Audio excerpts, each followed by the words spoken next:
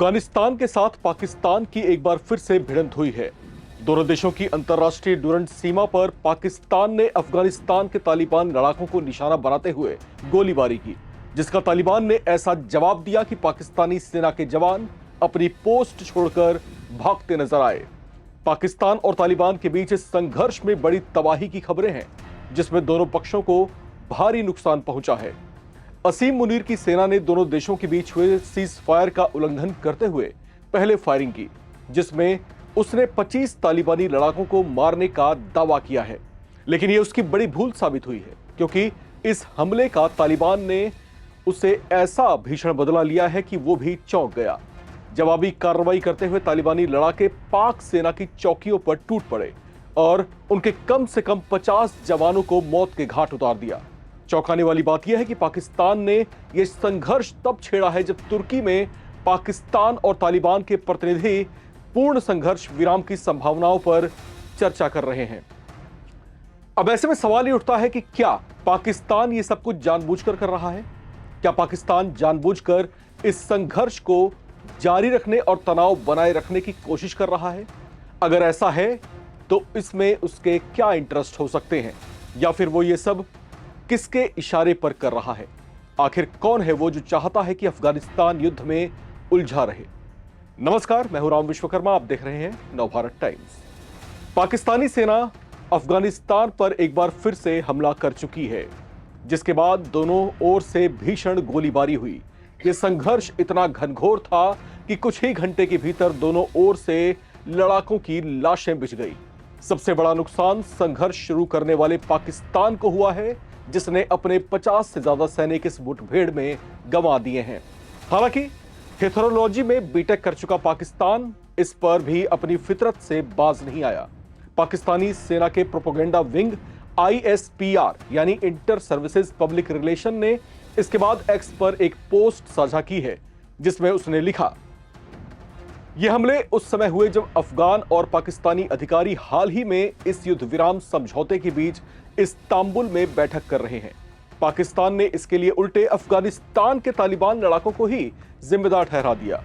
हमले की टाइमिंग पर सवाल उठाते हुए पाकिस्तानी सेना ने कहा कि यह बताना महत्वपूर्ण है कि फितना अल खारिज द्वारा घुसपैठ के ये प्रयास ऐसे समय में किए जा रहे हैं जब पाकिस्तान और अफगानिस्तान के प्रतिनिधिमंडल तुर्की में बातचीत कर रहे हैं।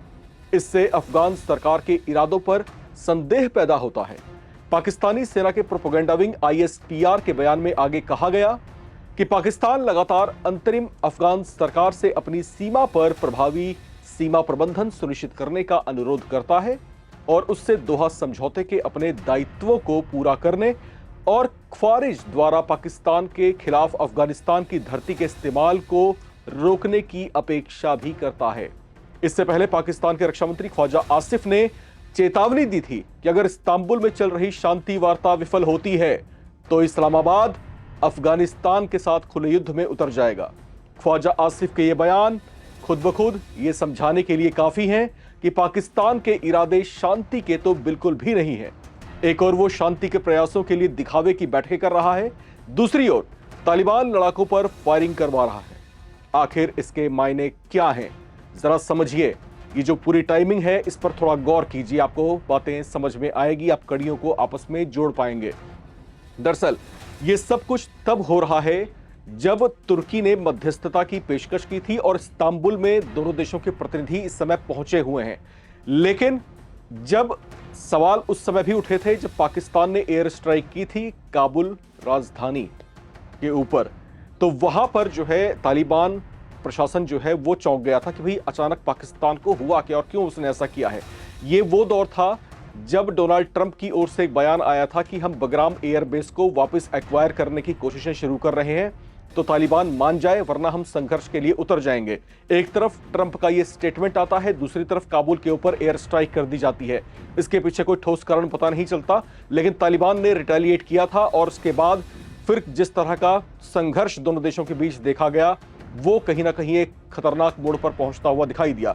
पाकिस्तान को लगा कि शायद हालात बिगड़ सकते हैं और कैजुअलिटीज बहुत ज्यादा हो सकती हैं, क्योंकि वो उस तालिबान से उलझने की कोशिश कर रहा था जो कई दशक तक लगातार अमेरिकी सेना को उस बीहड़ रेगिस्तान में छका चुका है, जो गोरिल्ला वार के वार में जो है माहिर भी हैं।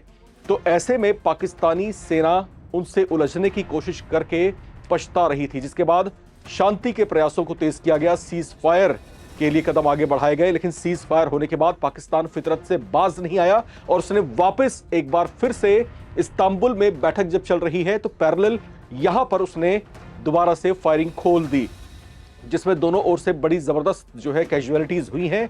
अब यहां पर ख्वाजा आसिफ का जो स्टेटमेंट आता है उसे हम कोट कर सकते हैं।